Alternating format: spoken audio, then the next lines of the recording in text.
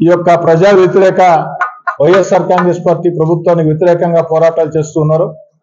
దాన్ని స్ఫూర్తిగా తీసుకుని గతంలో జిల్లా స్థాయిలో అటు తెలుగుదేశం జనసేన ఉమ్మడి ఆత్మీయ సమావేశం జరుపుకోవడం జరిగింది.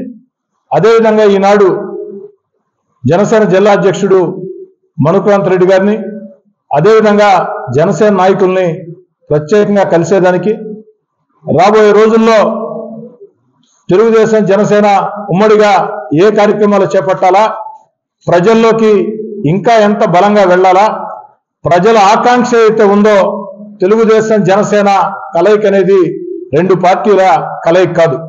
మామూలుగా రాజకీయాల్లో రెండు పార్టీలు మూడు పార్టీలు కలిసి ఎన్నికల్లో వచ్చి ప్రజల ముందు మాది ఉమ్మడిగా కలిసి పోటీ చేస్తున్నామని చెప్తారు. కానీ ఆంధ్రప్రదేశే కాదు, ప్రపంచంలో ఉండే తెలుగు వాళ్ళందరూ ఆకాంక్ష తెలుగుదేశం జనసేన కలిసి పనిచేయాల.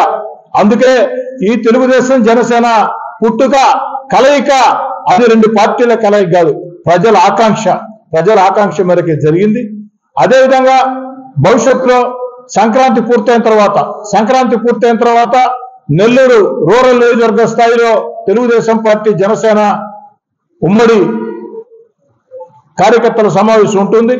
అది పూర్తయిన తర్వాత డివిజన్ స్థాయిలో, అది పూర్తయిన తర్వాత బూత్ స్థాయిలో, ఈ నెలాఖరు కల్లా క్షేత్ర స్థాయిలో, అంటే పోలింగ్ బూత్ పరిధి నుంచి నియోజకవర్గం దాకా ఎక్కడికక్కడ క్షేత్ర స్థాయిలో తెలుగుదేశం జనసేన కలయిక ఆత్మీయ సమావేశాలు ఉంటాయి.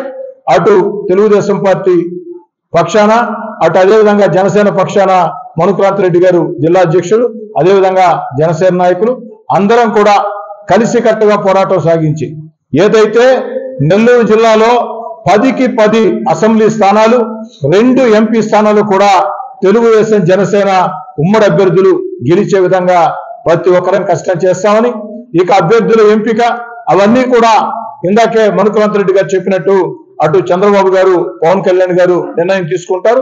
చంద్రబాబు నాయుడు గారు పవన్ కళ్యాణ్ గారు తీసుకున్న నిర్ణయాన్ని నెల్లూరు జిల్లాలో ఉండే ప్రతి తెలుగుదేశం జనసేన కార్యకర్త నాయకుడు శిరసా వహించి పూర్తి స్థాయిలో ఈ జిల్లాలో గత ఎన్నికల్లో ఏదైతే వైఎస్ఆర్ కాంగ్రెస్ పార్టీ క్లీన్ స్వీప్ ఏ విధంగా చేసిందో ఈసారి జరిగే ఎన్నికల్లో 10కి 10 ఎమ్మెల్యే స్థానాలు, 2 ఎంపీ స్థానాలు తెలుగుదేశం జనసేన క్లీన్ స్వీప్ చేయబోతుంది.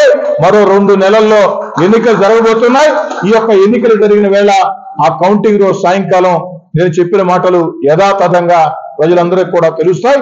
ప్రజల్లో ఒక బలమైన వ్యతిరేకత, ఈ రాష్ట్రంలో వైఎస్ఆర్ కాంగ్రెస్ పార్టీ ప్రభుత్వాన్ని గద్దె దించాలా అన్న బలమైన ఆకాంక్ష ప్రజల్లో ఉంది. అటు నేను గాని, మనుక్రాంత్ రెడ్డి గారు గాని, లేదా మా క్లస్టర్ ఇన్ఛార్జీలు, డివిజన్ ఇన్ఛార్జీలు, బూత్ ఇన్ఛార్జీలు, అదేవిధంగా మన సుజయ్, ఎవరైనా సరే జనసేన నాయకులు కావచ్చు, తెలుగుదేశం నాయకులు కావచ్చు, క్షేత్ర స్థాయి జిల్లా స్థాయి దాకా ఎక్కడికక్కడ ప్రజల్లోకి వెళుతూ ఉంటే ప్రజలు చెప్పే ప్రతి మాట, ప్రతి ఒక్కరి నోట వచ్చే మాట, ఈసారి తెలుగుదేశం జనసేన కొట్టేస్తాం, ఈసారి తెలుగుదేశం జనసేన కొట్టేస్తాం అన్న భావన ప్రజల్లో విస్తృతంగా ఉంది. అంటే దాని అర్థం ఈసారి తెలుగుదేశం జనసేనకి వేస్తామంటే దాని అర్థం గతంలో వేయలేదని. ఆ మాట బలంగా వినపడుతూ ఉంది ఎక్కడికెక్కడ. నిన్న సాయంకాలం నేను ఒక్కడే ఒంటరి కార్యక్రమం భాగంగా వెళుతూ ఉంటే కరెంట్ ఆఫీస్ సెంటర్లో ఒక 5-6 మంది యంగ్స్టర్స్ వచ్చి, ఏం డోకాలేదు సార్, ఏం ఆలోచన చేయకండి, మేమంతా జనసేన, మేమంతా పవన్ కళ్యాణ్ గారి అభిమానులవి, మేమందరం కూడా కష్టపడి పనిచేస్తాం. అంటే వాళ్ళు ఎవరో కార్యకర్తలు కూడా కాదు, అభిమానులు. అంటే అంత భావన ప్రజల్లో బలంగా ఉంది. దాన్ని సద్వినియోగం చేసుకుంటామని, రాబోయే రోజుల్లో వైఎస్ఆర్ కాంగ్రెస్ పార్టీ ప్రజా వ్యతిరేక చర్యలకు వ్యతిరేకంగా ఏదైతే ఆ యొక్క ప్రజా వ్యతిరేక చర్యలు చేస్తూ ఉన్నారో దానికి వ్యతిరేకంగా ప్రజా ఉద్యమాలు అటు తెలుగుదేశం జనసేన మరింత ఉధృతంగా చేస్తుంది. ఇప్పటికే గత 5 ఏళ్లుగా నెల్లూరు జిల్లాలో ఏదైతే జనసేనని కష్టపడి జిల్లా అధ్యక్షుడిగా మనుక్రాంత్ రెడ్డి గారు కానీ, వారి మిత్ర బృందం కానీ వారందరూ నడిపిస్తున్న తీరు, అదేవిధంగా నేనంటే ఓ ఏడాది ముందు తెలుగుదేశం పార్టీలోకి వచ్చా, నాకంటే ముందు నుంచి కూడా తెలుగుదేశం పార్టీలో చురుగ్గా పనిచేస్తున్నటువంటి క్లస్టర్ ఇన్ఛార్జీలు కానీ, డివిజన్ ఇన్ఛార్జీలు కానీ, డివిజన్ అధ్యక్షులు కానీ, బూత్ ఇన్ఛార్జీలు కానీ, రాష్ట్ర జిల్లా స్థాయిలో పదవులు ఉన్నటువంటి వారందరినీ కూడా అందరం కలగలుపుకుని ఒకే మాటగా ముందుకు సాగుతామని తెలియజేస్తారు.